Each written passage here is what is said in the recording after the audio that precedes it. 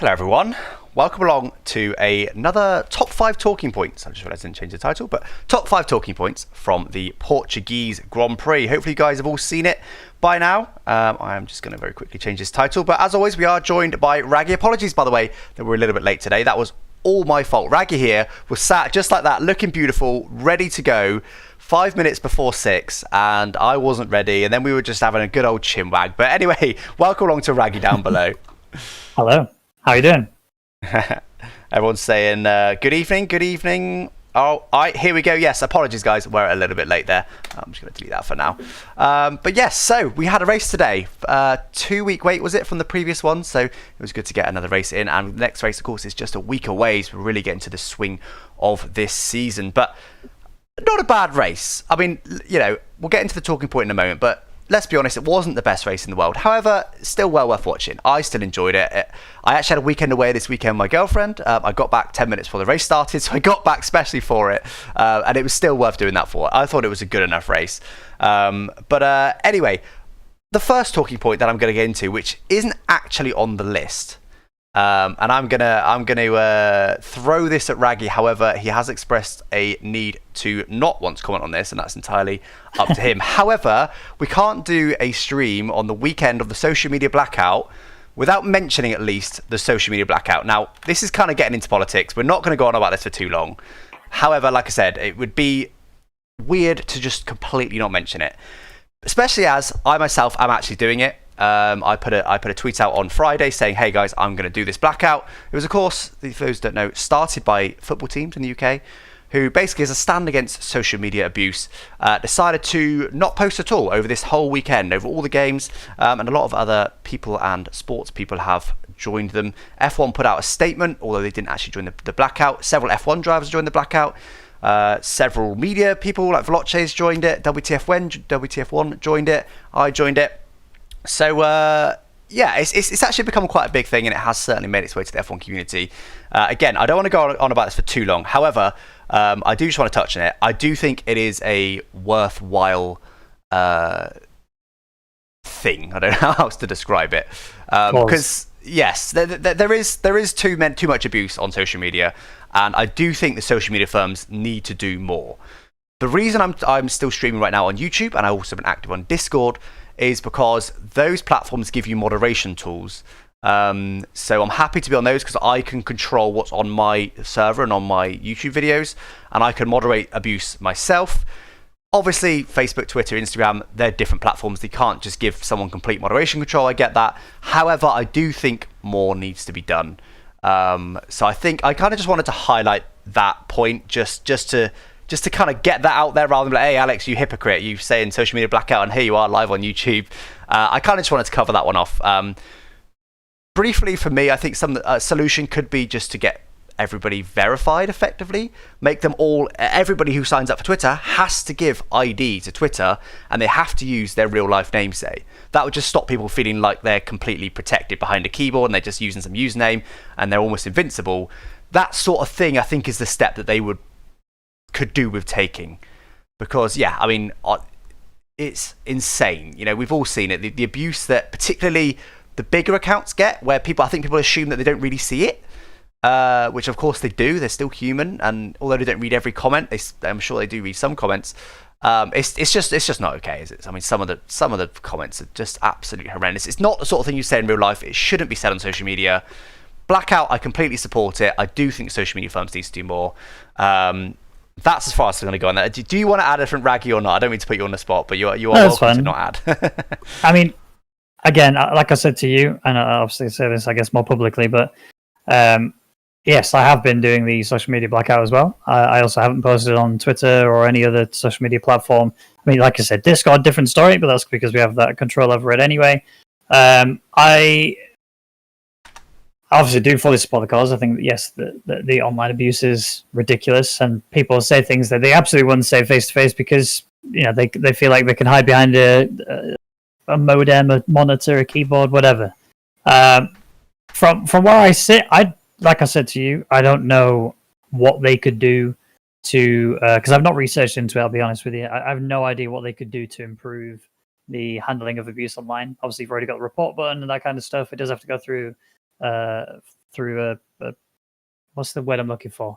Like a review from the admin team within the social media approval platforms. process. Yeah, and then they go from there. Obviously, decide from there. I mean, an online passport may not be the worst idea. I think that you probably want a more universal one rather than a platform specific one.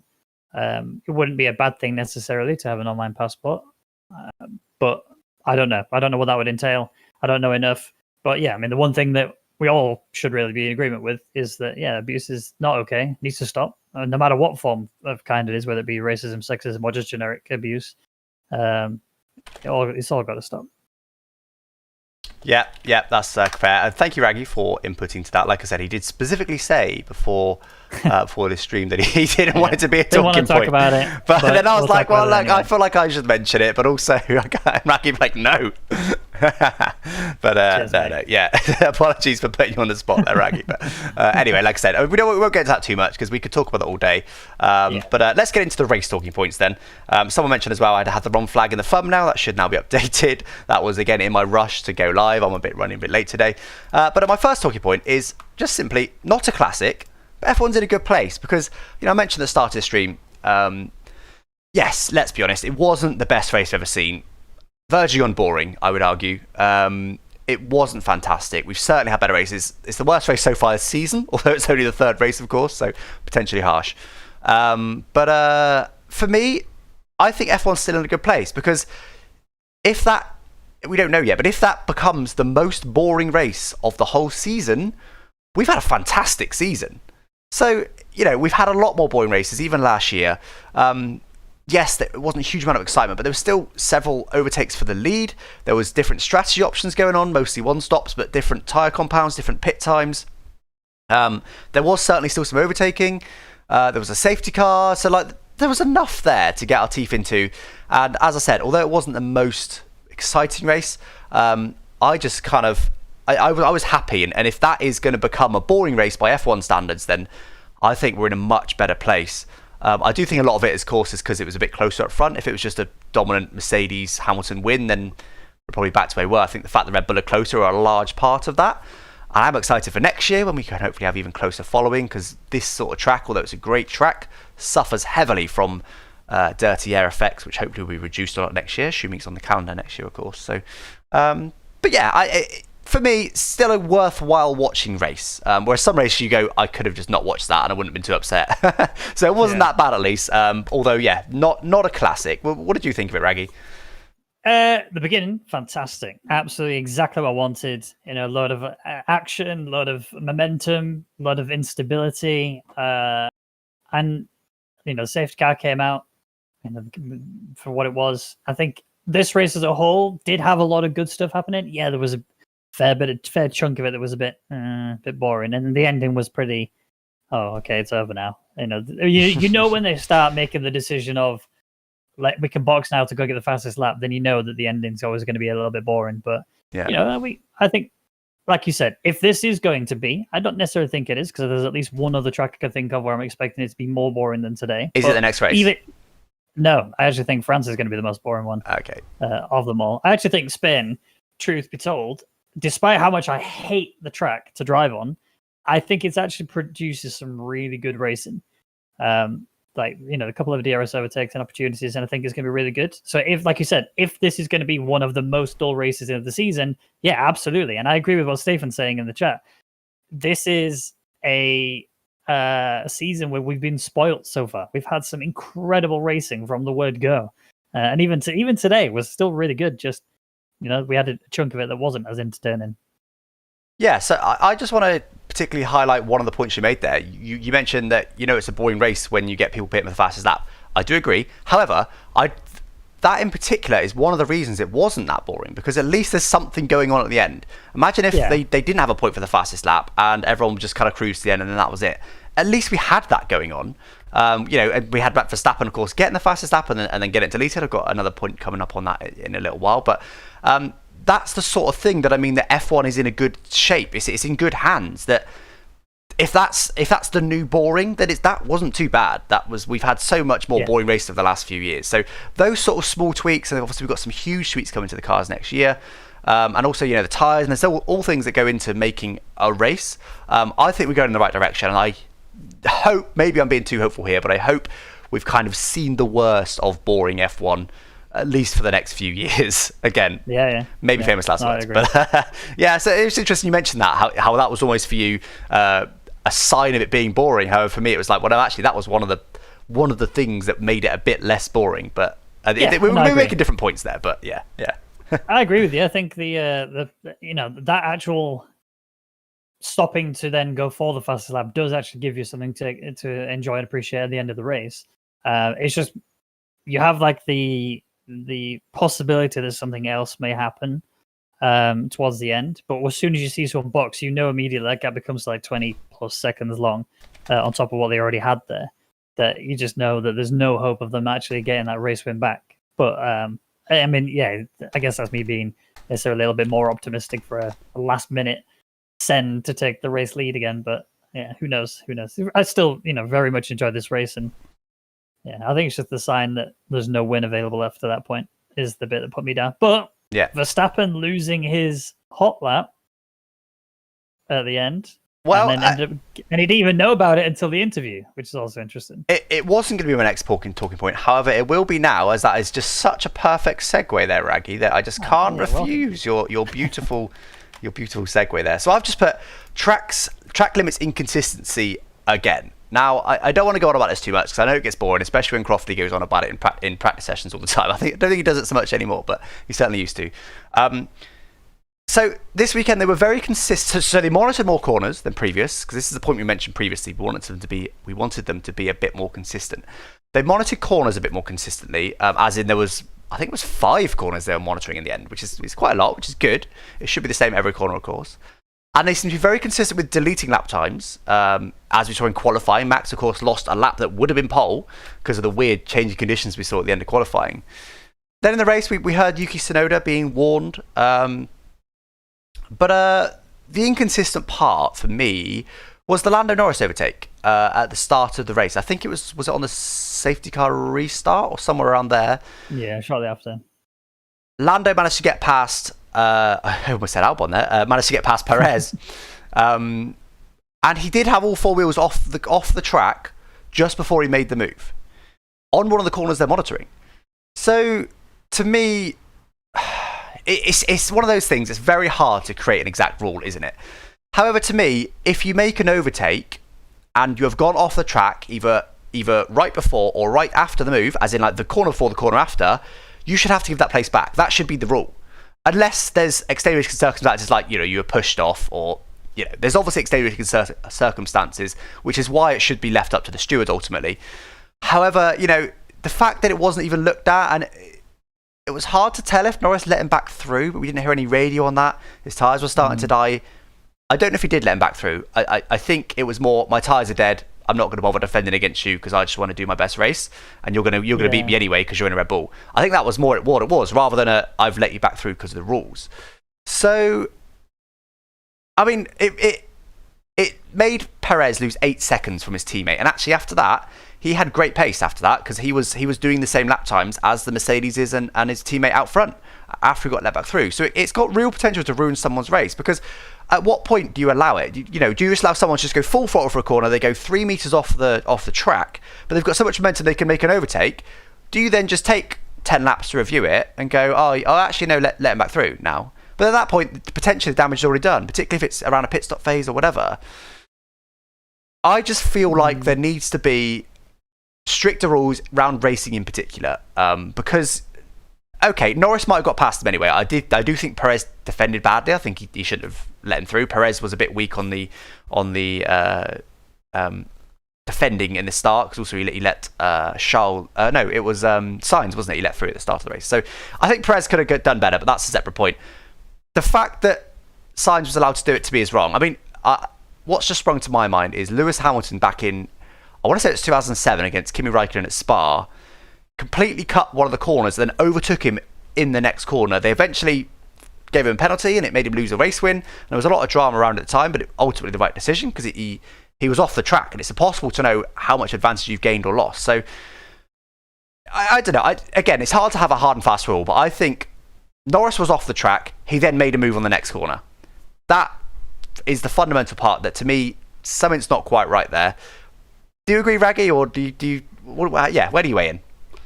I think the track limit situation should be very straightforward. I think it's one thing that Codemasters haven't actually done too bad when it comes to it. If you stray across the lines, the game will just say that's absolutely, you've strayed the lines, that's it. Obviously, the part that the game doesn't necessarily replicate is there are mitigating circumstances. Obviously, if you're getting shoved off, for example, or whatever, that's separate. But in terms of these overtakes, for example, overtaking off the track when you are outside the limit should absolutely not be allowed. And it should be, one of the more consistent things, absolutely.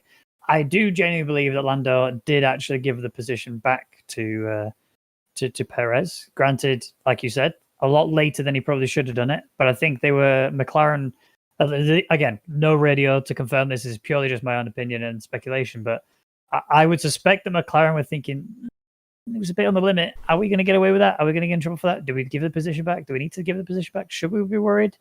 There was no nudge from the FIA on whether or not there needed to be a give the position back. I think eventually McLaren said, look, it's not worth us getting a big penalty for it. Let's just give the position back. And if we can take him again later, cool, we'll take it again later. But let's just not give something big unnecessarily. So I think for the most part, the stewards did a pretty good job.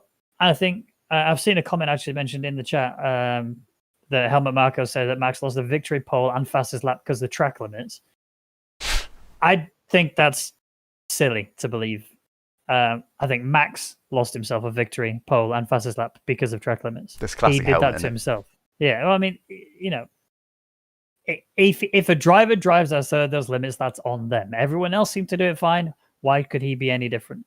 So I think Helmut Marko maybe lost a bit of. I'm going to be polite here and say that I don't think he was really thinking fully about the situation. But yeah, I think realistically, a lot of people there all got punished for it, and absolutely, it should be the case. Yeah, if you do the right thing, you do the right thing. Get yourself as a man as loyal as Helmut Marko is to Red Bull. yeah, exactly. Yeah. I think you covered it quite well there. Yeah, I mean, obviously, it was his own fault on the pole lap. It was his own fault on the fastest lap. They did the right thing there. They seemed to do the right thing across the weekend as well. It was just that particular point where it was wrong to me, is that this is when you need to get, to me, more technology involved. Because if there was like a beep in the ear of a driver, or a little message that comes up on their screen, automated when they go off the track, almost like you get in racing games. Surely they can figure out a way to do that. And when that happens, the driver knows, just like they do with something like a yellow flag, I can't overtake into the next corner. I've just gone off track in that last corner. I'm not allowed to.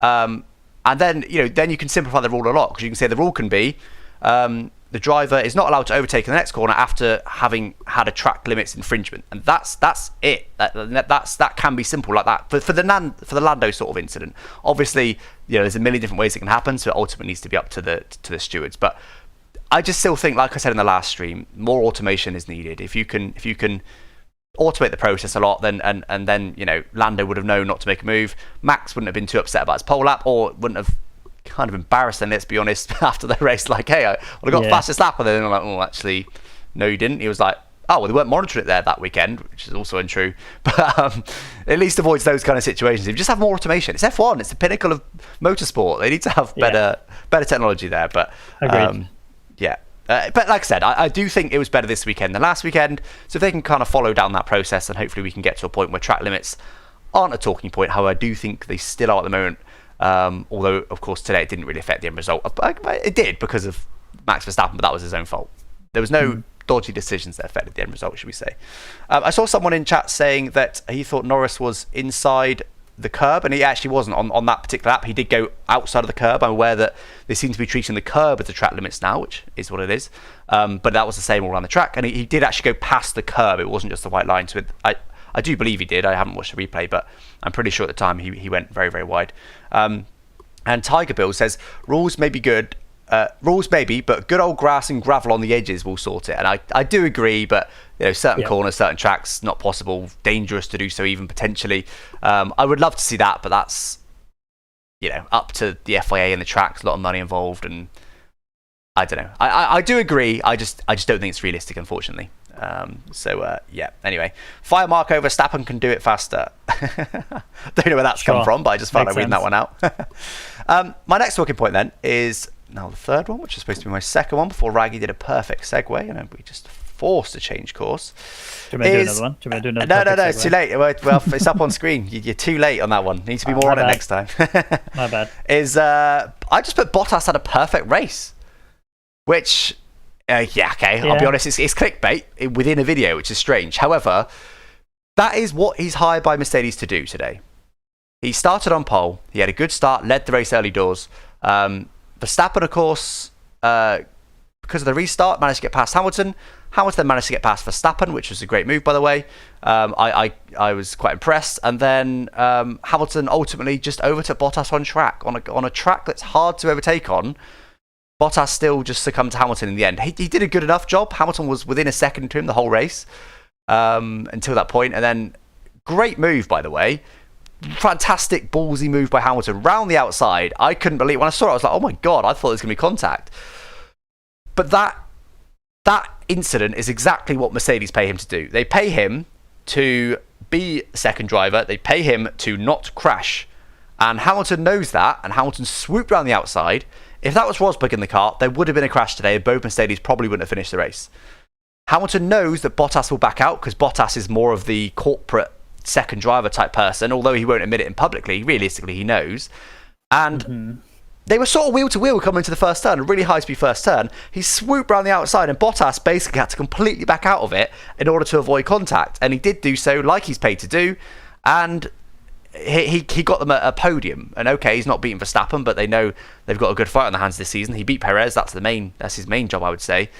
And he just, and then got the fastest lap as well. That's something else he's supposed to be doing. So that's exactly why he's there. That is why Mercedes keep reading point him. Today is the perfect example of it.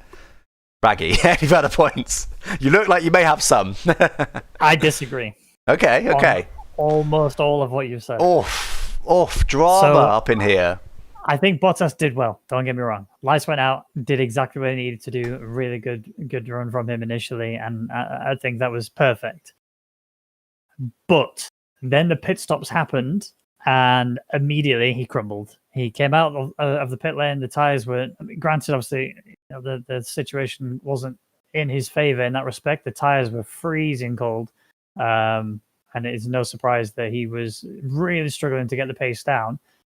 But I just think that in the situation where Hamilton is able to pass him, what we're basically saying here is that Bottas is not capable of contending with Hamilton and Verstappen, and that he's only paid to be a wingman, which I don't necessarily disagree with. That he is absolutely becoming, already has become and has been a wingman forever. I highly doubt that he's contracted to be the second supporting driver, shall we say, and just let him by as he is, because I know it grinds Bottas as it is to continue as he is.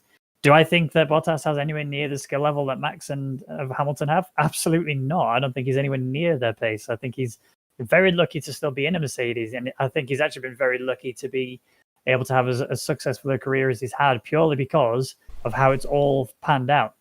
He has been a very good wingman. He has been a very good blocker for the other drivers to try and keep Hamilton's races and championships alive. And I think without Bottas, I think Hamilton would have had a much, much harder run at these world championships.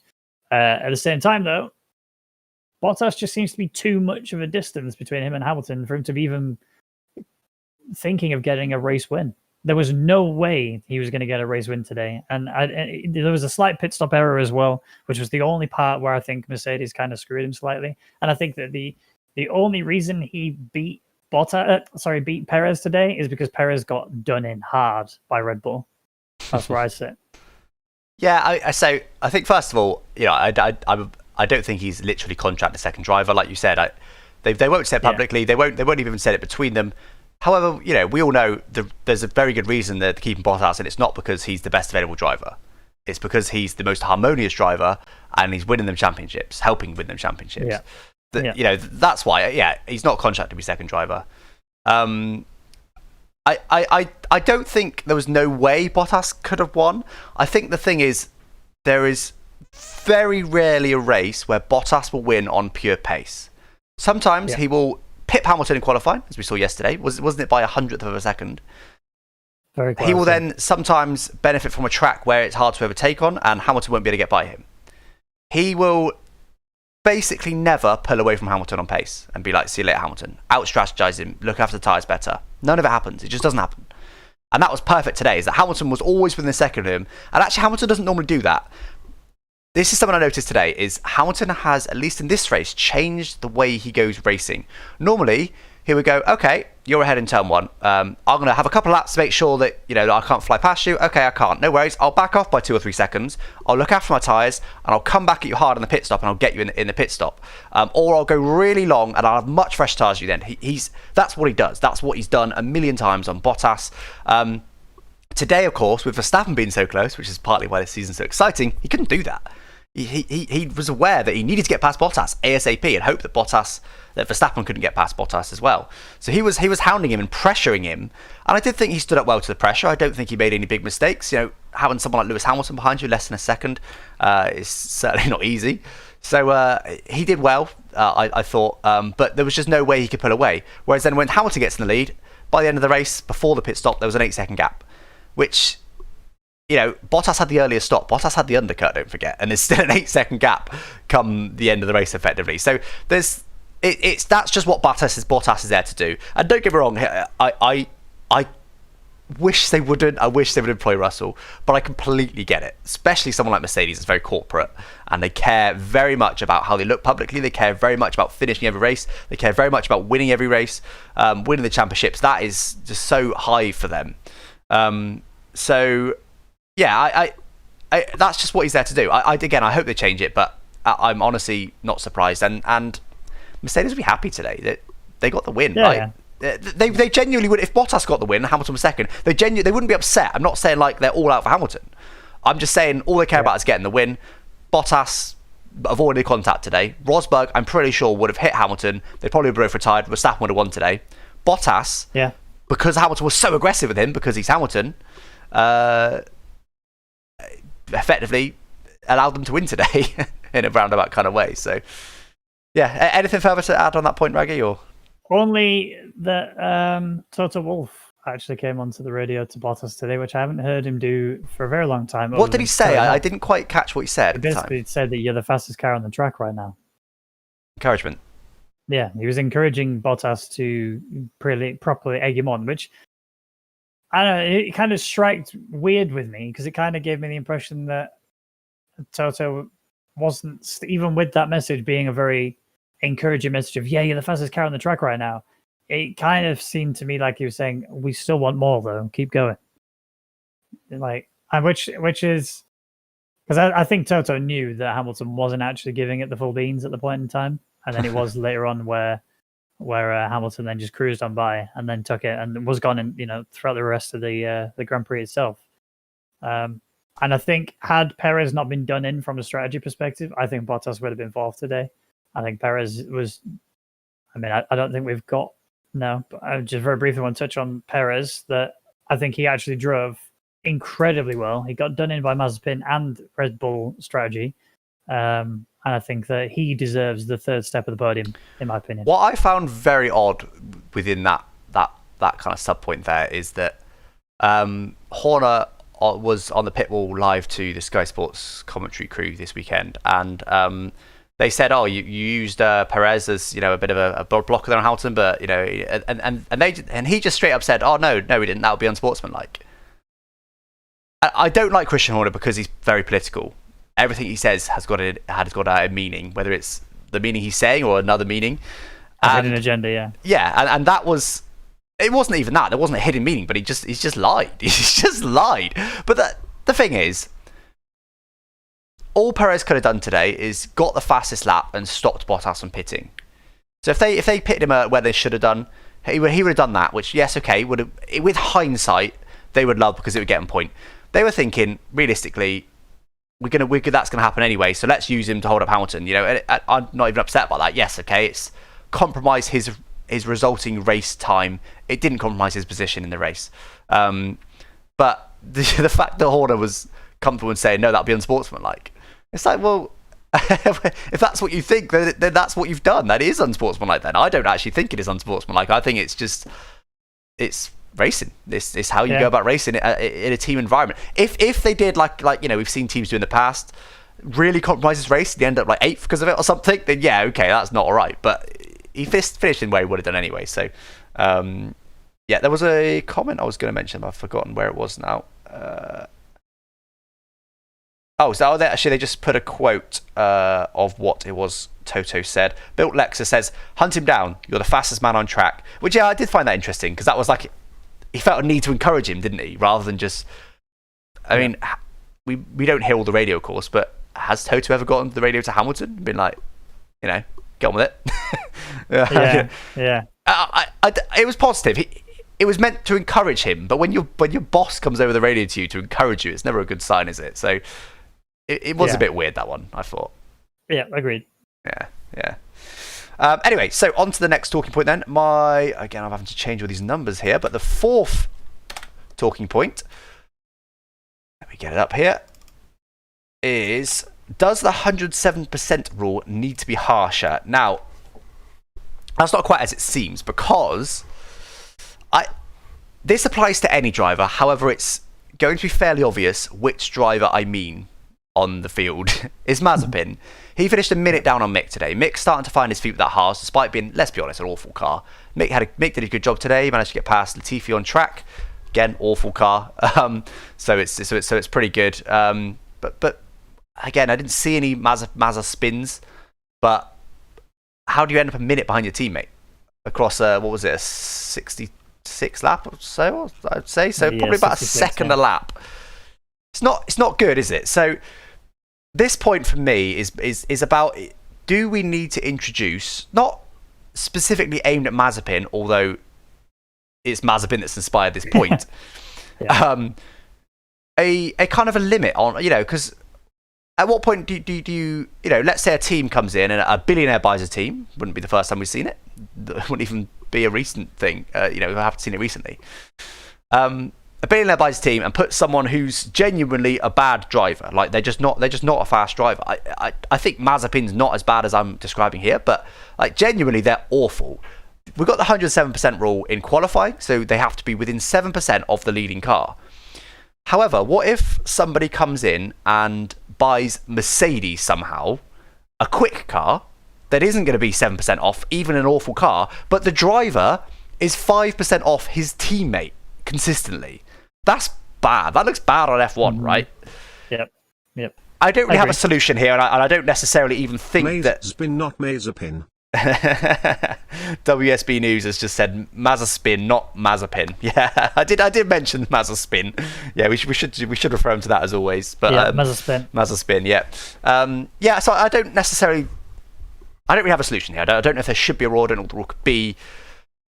But it does get to a point of it brings F1 into disrepute, doesn't it? So I don't know. I don't know.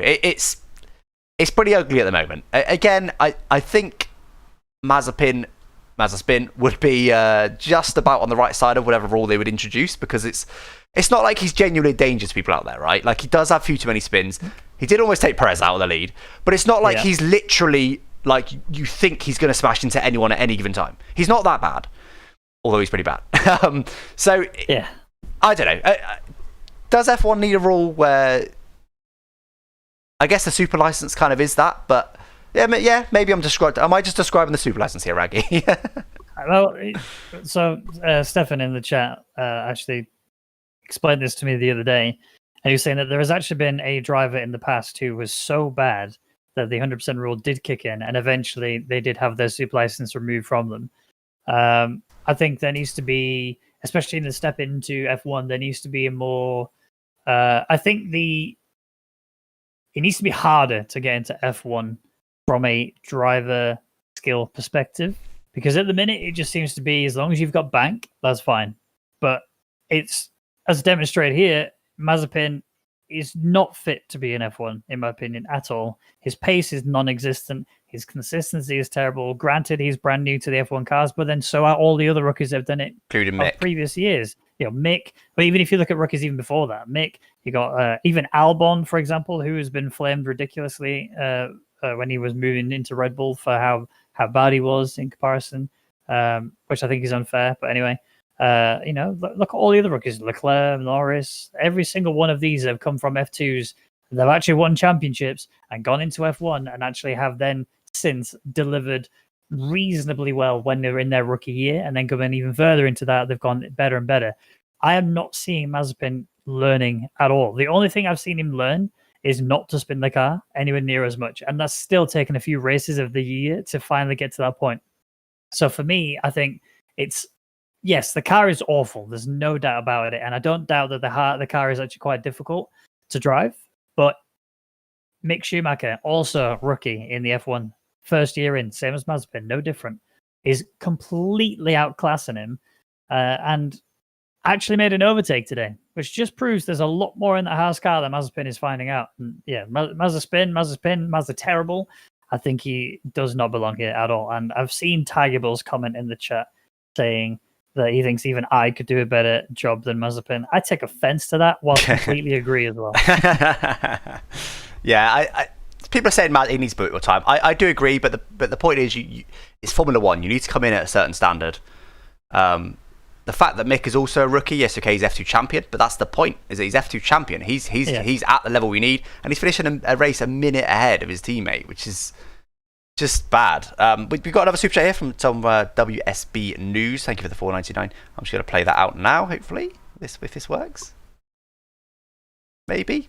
Oh, wait, play. There we go. Oh, you mean Barry McCarthy, who took 17:27.753 to lap Monaco once? you won't have heard that, Raggy, but it just read out the complete time in like a colon .753, like to the way put it. But he said that Perry McCarthy apparently was the guy that didn't qualify in Monaco. I'm just kind of trying to find the wiki here, but I don't know. Is this the guy? Perry McCarthy? Is this the guy? Or are we just throwing shade at someone randomly in a public forum for no reason? 17 minutes. There we go. Entries 10, 0 starts. So that potentially does sound like him. 1992. The year I was born. Luca Badoa? How do you pronounce that? Luca Badoa? Luca Badoa. I remember Luca Badoa. Apparently that was the person who triggered the 107% rule, sorry, and eventually had their super license removed. Trade the stick, this guy. Racing record, here we go. I was just going to say DNS is everywhere, isn't it? I kind of want to see like the qualifying times that you managed to put in, but I don't think we're going to get that. Anyway, well, apparently it's Perry McCarthy. There is one comment I want to address in the chat. Infinite TK said, did all of them drive a very terrible car? Can I ask Raggy? No, I wouldn't disagree that they haven't all driven a very terrible car. But you can directly relate this to somebody who's driving the exact same car in the exact same rookie year and is completely outclassing him. That's my point exactly. So yes, I don't doubt that the Haas car is horrific to drive, but if somebody else who's equally the rookie that he is able to drive it much better, much faster, and be able to successfully overtake someone on the track, that says a lot about Mazepin specifically. So I think the point is null and void there, in my opinion. Yeah. So WSB News, another super chat. Thank you very much. Very generous today. That's very much appreciated. Is asking me to go to the 1992 Monaco GP, which I think is when he was talking about. So we can go qualifying classification. Here we go. It was Q1 and Q2. At the bottom. Go to 1992 Monaco GP. Is it because he didn't qualify? Because the slowest guy is apparently. Pre-qualifying. Oh, of course, I forgot they're pre-qualifying. Oh God, reading wiki pages live on stream is not the one, by the way. Yeah. Why do you open another tab and then just drag it in after? Well, that requires planning. Big brain? Yeah, too much. Actually, I'm going to use this. Here we go. Let's go to the F1 website. 1992 race Monaco. Is there pre-qualifying on here? Maybe not. But they did not publish pre-qualifying because it's too embarrassing or something. There's another comment I want to quickly just touch on, which actually Martino mentioned, saying that he completely destroyed Perez's chance today of getting a podium by flat spotting Perez's tyres and ignoring blue flags. I wouldn't say that that single-handedly stopped Perez from getting a podium today. Yes, flat point, but that would have only been a very small amount. He did only lock up the brakes for a very, very brief moment of time. Obviously, the slow-mo made it look far more dramatic, but that is always the case of that. I think ultimately the reason why Perez couldn't get that podium was more the strategy that he was put onto by Red Bull. And like Alex touched on earlier, that really did kind of stop him from being able to contend, really, and they used him more than anything. I think realistically, Perez has pace, and to be this early on in the season in that Red Bull car, which no one else has done so far since the Verstappen era, we should call it, I guess. He has really picked up that car very, very quickly, and to be in with the P4 already suggests to me that Perez is actually starting to find his feet. And I think what do we agree? I think we said 4 or 5 races into the season is when we'd start judging him pretty harshly. Yeah, I think him doing so well this season and this point of the season is already kind of bringing us closer to that point. I actually think now we're getting to a point where we could probably start judging him right now onwards and start deciding whether or not he is capable. I mean, Spain is a tough track. It has a mixture of all of the worst types of corners you could possibly get. So I don't know if you can tell, but I hate this track with a passion. Go to the Wikipedia page. To drive anyway. But yeah, I think it's going to give us exciting racing, and I think Perez is really going to do well. I don't necessarily expect him to qualify well because he doesn't ever qualify well, but race well, absolutely. I think he's got this. Well, I mean, he's out-qualified Max Verstappen, which is the first time that's happened to Max in is it all of F1 or certainly a long while, if regardless. So I think he's really getting there. I think he's, like I said, he had similar race pace once he eventually got past Norris. A very similar race pace.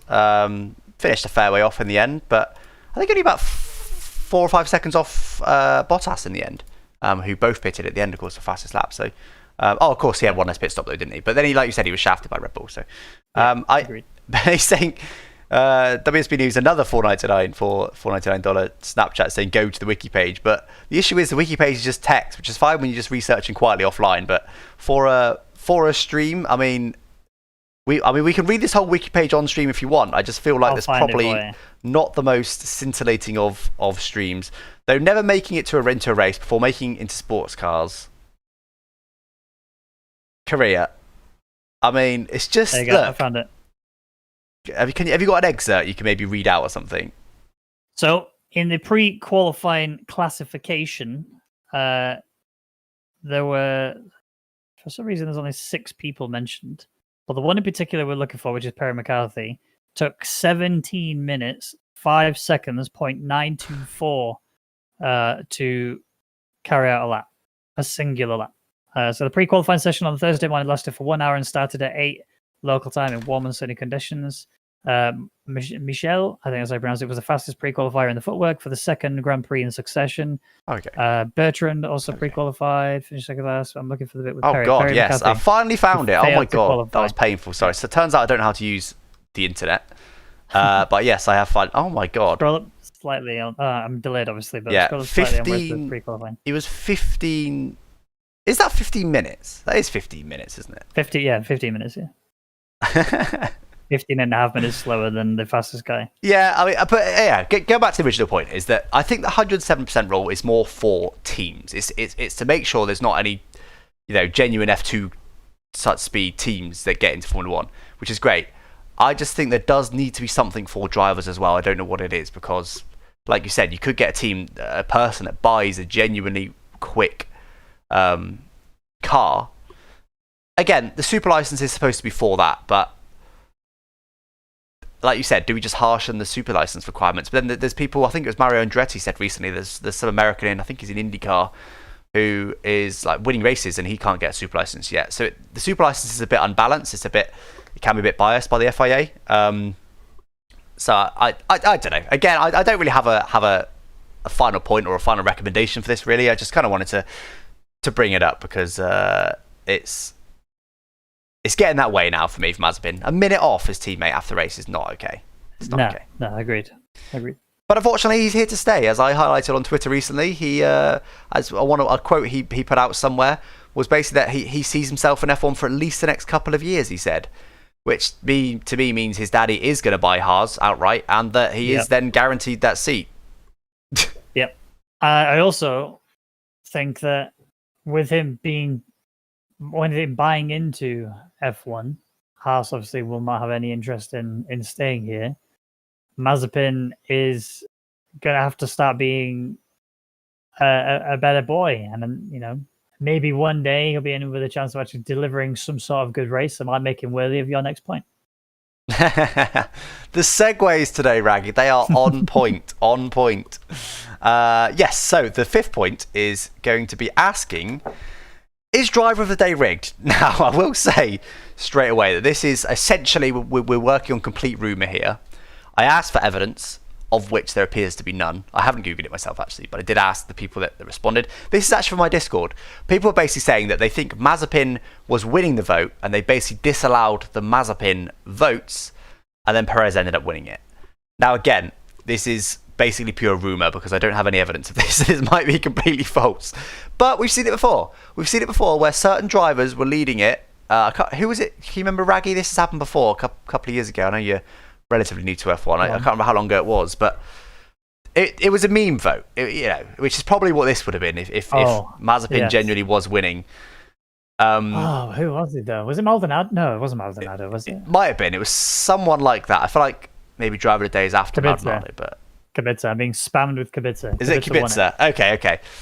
Yes. So they clearly do doctor the results a little bit, and it sits weird with me. If you're asking for a fan vote, that is the result, whether you like it or not.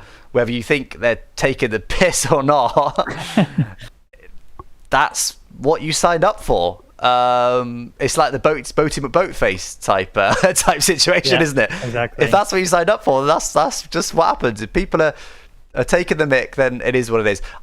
I will say the reason I've made this a point and not just gone, oh, that's clearly a lie, is because normally I didn't see it in the race. Raggy, please tell me if you did see it. Normally there's a couple laps toward the end, there's a little chart that says vote for your driver of the day now, and it's a little chart that shows who's currently leading. I didn't see that. Did you, Raggy? No.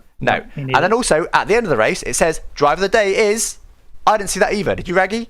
Nope. No. So that is why I put it in this stream, because that to me makes me think it's real, despite the fact we've got no evidence, which is a bit dodgy, isn't it? I mean, I do love the fact that people voted him driver of the day, but there's a few things on that in particular that kind of made me a bit sus, because it is well known that within Russia there are a lot of social media pushes, if you like, where they will basically bots, where they basically flood a vote of sorts to win their favors. So it makes me wonder whether or not that was done for Mazepin. Was this at the same time? Makes me wonder, did F1 believe that was the case and then pull him from that vote and then go, actually, the driver of the day was Perez? Or was it that they didn't want him to win, even if they didn't believe that was the case, but saw that he was P1 for the votes and thought there's no way that could possibly be him, he doesn't deserve it, and then gave it to Perez in the end anyway? But yeah, either way, for me, it screams sus. Absolutely screams sus. Yeah, I mean, like you said, if you are getting bot votes, obviously you need to try and disallow those bot votes. That's completely legitimate and completely fair. However, in the time that they have to assess that, I suspect that they just have to go on pure hunch. They just have to go on pure, we think this is bot, so we're going to ignore him and we're going to give the second best driver the win, and that's Perez. Maybe they did. Maybe they did actually have time to inspect it and figure out it was bots. Maybe they didn't. I don't know. But I will say they probably didn't have time to do that. So it probably is just a moderated vote whereby they. I mean, let's be honest. It doesn't look great on them, does it? If the driver of the day is the person who finishes last and they're a minute back, it looks a bit dodgy on them. Obviously, it does. Fine. I get why they want to save face. I just think it's a bit dodgy if you're asking for people's opinion and then you just decide that actually no, we don't want your opinion anymore. We're going to put this guy up top because we think you guys are taking the mick. But anyway, I don't want to kind of hang on that point too long. So let's get in then to our drivers of the day as I catch up with my keyboard here. Here we go. Driver of the day. Now, as always, as I'm the host. Actually, no. Actually, I was going to say as always as I'm the host. However, I do recall in the last stream I said I will give Raggy the first vote next time, which I've only just remembered now, which neither me or Raggy remembered before this stream. So we're going to take this in turns because we are a democratic stream out here. Raggy, It's who's your too driver late of the now. day? You've already told me who yours is, and I already felt bad, so I chose somebody else who's, I think, also a worthy contender for it. I will let you have yours, despite the fact that I believe that Hamilton probably should be the driver of the day, because he did do really well. And yes, it's, the thing is, you don't want to vote Hamilton because of how successful he's been over the last few years, and you kind of want it to be some sort of reason for him to not do so well, right? Like last week, for example, in Imola, sorry, when he had the mistakes made, and it was very uncharacteristic of him, and that's just how it's a credit to how good he's been over all these many years of doing so in racing, that we're looking at one mistake and going, oh my god, Hamilton's rubbish or whatever. I think he does absolutely deserve driver of the day, but my vote is actually going to go to Lando Norris because, granted, he only went up 2 places. He did start P7. He drove really well. His pace was good. There was one moment that impressed me a little bit, which was when he came onto the radio and his engineer was saying that basically said you need to think about this pace. And then he said, look, I'm already driving flat out. I can't really do any more than I'm doing. To drive flat out on a track like Portimao for 66 laps is already quite impressive, especially at his young age. And to have that level of mentality going into it, I think that's huge. So I think it really talks paramount about how good he is as a driver, and I don't just mean physically. I think Lando is going to go very, very far, and I think it's only a matter of time for that McLaren to be just a little bit closer to Mercedes and Red Bull, and I think he will be very much able to fight. I've seen the comment about Ricciardo driver of the day, though. No. No. He's good. Don't get me wrong, but do put your drivers of the day in chat, guys. I mean, even if we don't read out, you do of course get featured over on the tower over there. So do let us know what you think. But I just want to touch on Norris there and on McLaren. I do think he drove a good race. What I like about Norris at the moment is he's starting. Sounds silly. He's starting to take F1 a bit more seriously. I think he came in and yes, it's obviously his dream, right? He obviously always took it seriously. But he acted like a joker, and was just kind of having fun. And I mean, it's your dream. Like, you can have fun doing it. Like, don't get me wrong. He, over the off season in particular, he purposefully changed his tune, and now you will notice he does a lot less memes, a lot less joking about. He appears a lot more serious driver now, and that is absolutely by design. And that manifests itself in that radio message of saying, leave me alone. I'm flat out. I'm doing what I can. And rather than doing a joke reply of like, I don't know what he could have said, but I think in previous seasons he would have done a jokey reply. He didn't. He was like, look, I'm flat out. I'm doing everything I can. I think he's realised now that actually he wants to be taken a bit more seriously. Potentially it's his age, but and also now in particular as well that the McLaren's actually up there. He's not just fighting for P10 and who cares. He's actually best of the rest consistently now, it seems. I just think I like that he's taken himself a bit more seriously now. I think that can only be a good thing. Although you don't want to lose the joking side. I don't think he has. He's just kind of put that to the side, and now the main point is I'm a serious F1 driver. I can also have some jokes, but I'm a serious F1 driver. I think before it was the other way around. But yes, on to my driver of the day. Raggy has stolen my thunder somewhat. However, my driver of the day is Lewis Hamilton. Again, I pretty much like echo what Raggy said. You don't want to pick him because it's always him. He's won so much, so many championships. I think 97 wins, is it now? 99 poles. But today, to me, the reason I gave him driver of the day is that it wasn't easy for him today. He started P2, dirty side of the grid, had a good enough start, but then lost the position on the restart. I wanted to watch a replay. Did Bottas do the restart while Hamilton was on the hill? If he did, that's very smart, by the way. It was around that time. I don't know exactly when it was. But if Bottas just got to the top of the hill, then accelerated on a nice flat surface, while Hamilton was on the quite steep gradient, he would have got the jump on him regardless. So I don't know for sure on that. But if he did do that, that was very smart, Bottas. But anyway, Hamilton lost the position on the safety car restart, but then took the positions on track. Like, that was the key thing for me, is that he was ballsy today. He sent around the outside, and although it seemed that was the preferential overtaking line today, he's already thinking about the World Championship. Make no mistake about that. He risked it today to do it, and he drove really well. He was all over Bottas when he's behind him, and then he just pulled away when he's ahead of him. Red Bull didn't have the pace for him at the end, and it was just it was a great race. I was going to say typical Hamilton, but typical Hamilton is leading from the front, of course. But they made him work for it today, and he showed why he's a world champion, or 7-time world champion. So, yes, I barely need to explain that, let's be honest, but I thought I would still justify my reasons. So, on to the last couple of points of the stream then is the honourable and dishonourable mentions. We started with the honourable mentions because we like to end on a negative out here. Max Verstappen for me is my first honourable mention. I've just got everything out of the Red Bull. I mean, that was the maximum. Realistically, he should have been third today, let's be honest. The Mercedes was quicker, particularly on the hard tyres.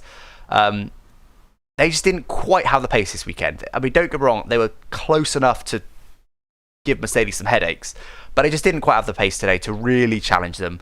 And he got everything out of the Red Bull, so great drive by him. Perez as well, we mentioned him earlier. Seemed to have Verstappen's pace early on. Later on, it's hard to judge because he was, a bit compromised by Red Bull wanting to hold Hamilton up, which again, fair enough. He was on for fourth anyway. I do think he could have done better defending at the beginning. He just didn't seem to defend to the inside. He just let people have the inside, which was a bit strange. He could have been certainly more aggressive, I think, in the beginning. But overall, solid race. I'm still excited to see where he can get to. Lando Norris as well.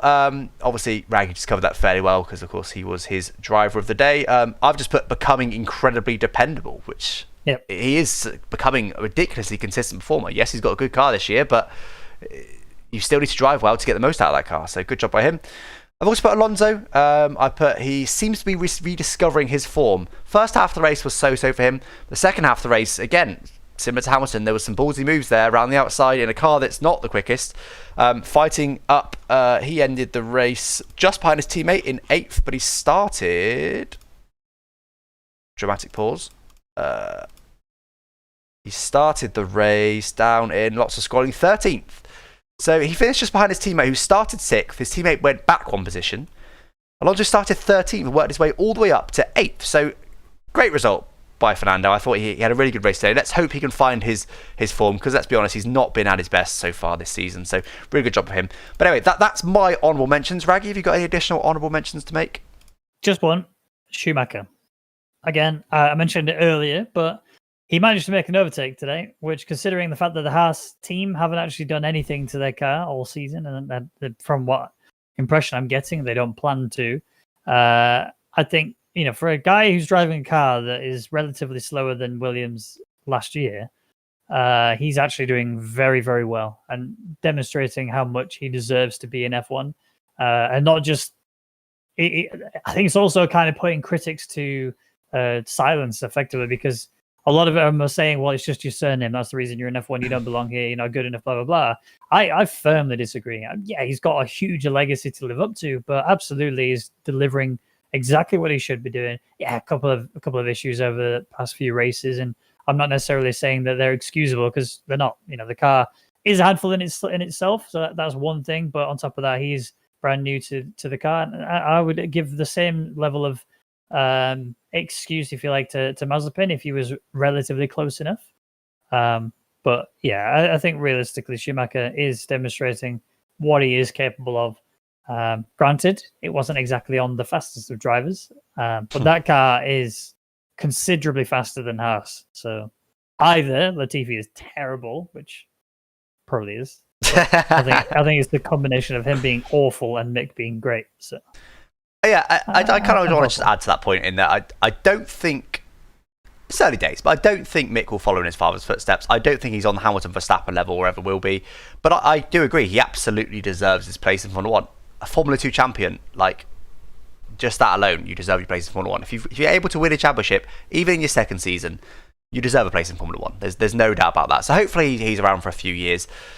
Maybe he'll struggle to retain a seat at Haas next year. Maybe he won't. Who knows? We'll see what happens with the Mazda spins. But yeah, I completely agree with you on Mick there. That was a good spot. Then final point then to round out the stream is going to be our dishonourable mentions. So I've put Raikkonen. I mean, obviously he had a bit of a weird incident, wasn't it, on Giovinazzi? I mean, to be fair, on watching the replay, Giovinazzi was moving back towards the left. It's not like Giovinazzi was driving in a straight line and Raikkonen just drove into the back of him. He was slightly coming over to the left, but he didn't swerve over to the left. Raikkonen did effectively just drive into the back of him, which was weird, and then it was out of the race. it's almost like he couldn't bother today. So I can't bother to race today. I'll just I want to go home. yeah, exactly. He's already on the flight home now with drinking some vodka or whatever. So yeah, I don't know, but obviously an off day for him. He's shown that he's still got it though. He still deserves to be in Formula One. I think he's a perfect driver for Alfa Romeo, I would say. But definitely an off day for him today. I've just put seemed like a rookie error, which I think is probably fair. So this will rattle a few cages because a lot of you have put this in your driver of the day votes. Yeah. But in my dishonourable mentions, I put Ricciardo. I put Daniel Ricciardo. Now that is mainly because of qualifying. Yeah, he can't. That would be a horrible driver of the weekend, though, wouldn't it? Not a of the day. But this is dishonourable mentions. This isn't of the day, so I'm going to get off on a technicality there. Right, but look, Ricciardo, 16th place, out in Q1 with a 19.8. His teammate in the same session did an 18.7. That's a second. He was over a second off. McLaren are not paying the big bucks to be a second off their younger, exciting driver. That is unacceptable. And okay, he had a good recovery drive today. Like obviously he did have a good drive today. Like there's obviously I can't take that away from him. But he shouldn't need to have a recovery drive. Norris was comfortably best the rest today, ended at 5th place. Ricciardo should have been at least 6th in that car. Well, actually, the Ferrari were pretty close to them, but whatever. He should have been there or thereabouts. Having to fight back through to P9, just barely beating Pierre Gasly, getting beaten by both Alpines. It was a good drive today, but it's not good enough, is it? McLaren need better from him. It's only his 3rd race. He needs a bit more time. Obviously, he's a great driver. I'm sure he will bounce back. But for me, just being back in 16th in qualifying alone is unacceptable in that car. It's not okay. Yep. Agreed. Simple as that, really. I think maybe a bit harsh on the... I think he did well today, but I think that's the only thing I'd say is a bit harsh. But firmly agree. Qualifying was shocking. He should not be anywhere near that low down. And I don't think there's any real explanation for it. It's not like he had any sort of like major traffic or anything. He just drove terribly. That's ultimately what it came down to. But what else doesn't make sense is he was really quite good previously. He was good in the practice. I think he was actually, if I remember correctly, he was actually slower in quali than he was in the practice. Is he really? 19.8 in quali 1. Let's have a look at practice 3. I could be wrong, but I'm pretty sure he was slower in quali than he was in practice. Let's have a look. 19.5. Did I say 19.8 before? Yeah, 19.8. So he was 0.3 slower than practice. Yeah, I mean, obviously an off session for him. Like, I'm not going to judge him too harshly on that. But you get 2 runs in quali 1. It's not like it was 1 bad lap. You get a couple of runs. So, yeah, someone said, Infinite TK said, you can't be getting knocked out in Q1. Unacceptable. More time for what? Well, just to get used to the car, used to the team, used to the car. Norris has been there a few years. He knows the car. It's an evolution of last year's car, although with less rear downforce. Ricciardo has shown at Renault as well. He needs a little bit of time to get used to a car, which is fine. He will get there. I'm not saying he should be sacked immediately. Just an off weekend for him. It's just not okay. Like, yes, the point is, it was a good day, isolated day to day. But it was so bad yesterday that today doesn't make up for it, is essentially what I'm saying. Yep. You shouldn't have to do a recovery drive. It was a good recovery drive, and he almost, within 3 places, I would say, of recovering back to the position he should have been in. But, just because you say sorry doesn't completely make up for the thing you did wrong, does it? It makes it better, but it doesn't completely forgive it. So that's why I'm putting him there, which is interesting, considering so many of you put him in the driver of the day. But then maybe that's true. Maybe he was driver of today, but when you factor in the whole weekend, yeah, I don't know. Agreed. Anyway, guys, that's about it for this stream then. Hopefully you enjoyed this one. We kept it a bit more to time today, only just over an hour. That's what we normally try and keep them to. Hopefully you guys enjoyed the race today. We will be back in just 1 week's time. As always, I'm going to go to my own website and give a bit of promo as we round out this stream. Let's just zoom in that for the Spanish Grand Prix. 6 days, 18 hours and 31 minutes until the start of the Spanish Grand Prix. Just a week. Finally, we only have a 1 week break. It's such a good season so far. Finally, we don't have to wait weeks for the next one. So hopefully that'll be a good one. Although I know Rwaggy hates it, but we'll see. Although he did say it was a good racing, didn't you, earlier? It's good to watch. Horrible to drive. I don't hate it that much. Of course, they've got the layout changes this season, haven't they? Do you remember about those? True, actually. Very good point. I think that'll make it worse. I think that will take away all the overtaking. Maybe. I mean, the thing is, the main overtaking areas are obviously down the home straight And then I think realistically after that, you're kind of looking at the middle straight with the DRS there. But even that is very limited, and most people probably won't go for the overtake just because of how important that run is on the home straight. So yeah, I don't know. It could be good. I'm pending thoughts, and I'm saving my opinion until I actually see what it's going to be like. So have they changed the chicane as well? I don't think they have. It's just turn 10, right? They've just lengthened. They've gone for the MotoGP layout of turn 10. So it's much better because that hairpin is horrible. The chicane's worse, but it's not a great corner. But it's better for F1 having a tighter braking zone and a tighter corner. A flowing corner in F1 we know makes it difficult for overtaking. Maybe next season might be a bit better for it, but it'll make it nicer to drive, but I think it'll make the racing worse. So Raggy will be happy regardless because it's more of a middle ground for Raggy. But anyway, guys, hopefully you enjoyed this one. As I said, we'll catch you this time next week. Hopefully Raggy can make it. I will ask him nearer the time. But well, there you go. Already confirmed and locked in is the Ragmeister. So this similar sort of time next week, guys. We try and start about an hour after the race or so. So 2:00 race. So probably a 5 p.m. stream next week, but I will try and get it scheduled a bit ahead of time, which I didn't manage to do today. But anyway, guys, thank you for joining this one, and we will catch you next time. Bye-bye. See you soon. Bye-bye.